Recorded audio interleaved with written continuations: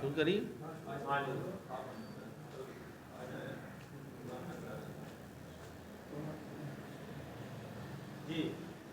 بسم اللہ الرحمن الرحیم.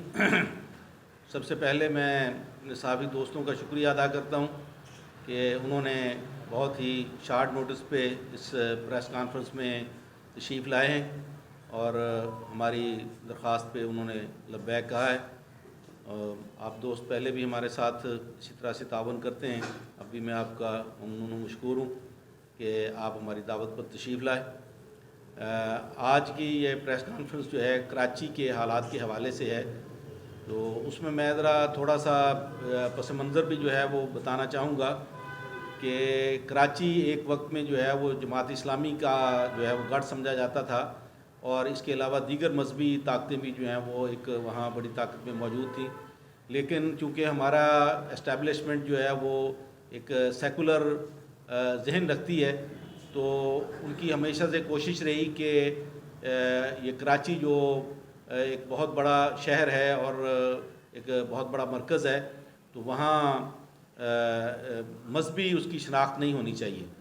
تو اس کے لیے انہوں نے جماعت اسلامی کو آؤٹ کرنے کے لیے MQM بنائی گئی، اور جس نے جو ہے وہ ایک 25-30 سال وہاں دہشت گردی، بھتہ خوری اور اسی طرح سے اسٹریٹ کرائم عروج پر رہے، اور وہ اسی طرح سے اپنی مان مانی کرتے رہے. لیکن بالآخر کراچی کے عوام ان سے تنگ آئے، تو انہوں نے جو ہے وہ اسے چھٹکارا حاصل کرنے کی کوشش کی. اسی دوران جو ہے وہ جماعت اسلامی کے بلدیاتی حوالے سے جو سیٹ اپ ہے اس میں 2 میئر رہے. پہلے عبدالستار افغانی صاحب، انہوں نے جو ہے اپنے وقت میں ریکارڈ کام کیا، دیانتداری کے جو ہے وہ ریکارڈ قائم کیے. اور اس کے بعد جو ہے وہ نعمت اللہ خان صاحب، جس کی پوری ورلڈ لیول کے اوپر جن کی ریکگنیشن ہوئی کہ انہوں نے اپنے دور کے اندر بہت بہترین انداز میں کام کیے، بہت ترقیاتی کام کیے اور بہت دیانتداری کے ساتھ کام کیا. لیکن یہ ساری چیزیں جو ہیں وہ سیکولر لوگوں کو قبول نہیں ہوئیں. تو مسلسل جو ہے وہ یہی کوشش ہوتی رہی کہ جماعت اسلامی کو وہاں پیچھے دھکیلا جائے.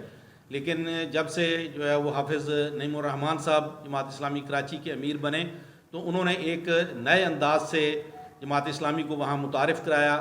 اور عوام کی خدمت کی، ان کے مسائل کو حل کرایا. جس میں بہت بڑے بڑے مسائل جو تھے ان میں ایک یہ کہ الیکٹرک ہے، اس کے جو ہے وہ بہت زیادہ چارجز ہیں اور بہت زیادہ ٹیکسز ہیں، ان کا مسئلہ حل کرایا.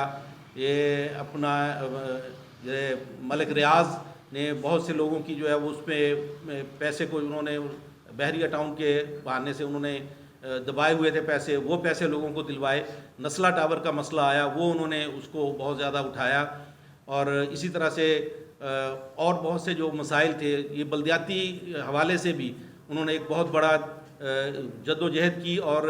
مہینے بھر کا دھرنا دیا انہوں نے کہ انہوں نے سارے کے سندھ حکومت نے، جو کہ پیپلز پارٹی کی حکومت ہے آپ جانتے ہیں، انہوں نے یہ سارے اختیارات جو ہیں بلدیاتی نمائندوں کے اختیارات سارے انہوں نے جو ہے وہ ختم کر دیے تھے اسمبلی کے ذریعے سے،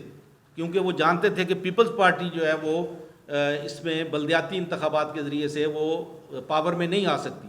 تو انہیں اندازہ تھا کہ یہ جماعت اسلامی ہی جو ہے وہ ایسی جماعت ہے کہ جو بلدیاتی انتخابات اگر ہوئے تو جماعت اسلامی اس میں اقتدار میں آئے گی. تو انہوں نے سارے اختیارات جو ہے وہ بلدیاتی حوالے سے جو تھے وہ سارے کے سارے اسمبلی کے ذریعے سے ختم کیے، جس کے خلاف جو ہے وہ مہینہ 1.5 مہینہ تک جو ہے حافظ نعیم الرحمن صاحب کی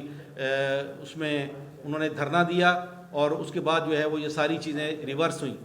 تو اب جو ہے وہ حالات یہ بتا رہے تھے کہ جماعت اسلامی ہی جو ہے اس کا میئر آئے گا. تو اس لیے آپ دیکھیں کہ مختلف اوقات کے اندر 3-4 دفعہ اس بات کی کوشش کی گئی، کبھی جو ہے وہ ہائی کورٹ کے ذریعے سے، کبھی جو ہے وہ سپریم کورٹ کے ذریعے سے، کبھی الیکشن کمیشن کے ذریعے سے، اور کبھی کسی نہ کسی ذریعے سے کہ الیکشن جو ہے وہ ملتوی کروائے گئے. اور اب بھی جو ہے وہ 15 کو جو الیکشن ہونے تھے اس کے لیے بھی سندھ حکومت نے اپنی طرف سے، جس کا اسے کوئی استحقاق نہیں تھا، کہ نوٹیفیکیشن جاری کر دی کہ الیکشن نہیں ہوں گے. پھر اس کے اوپر جو ہے وہ انہوں نے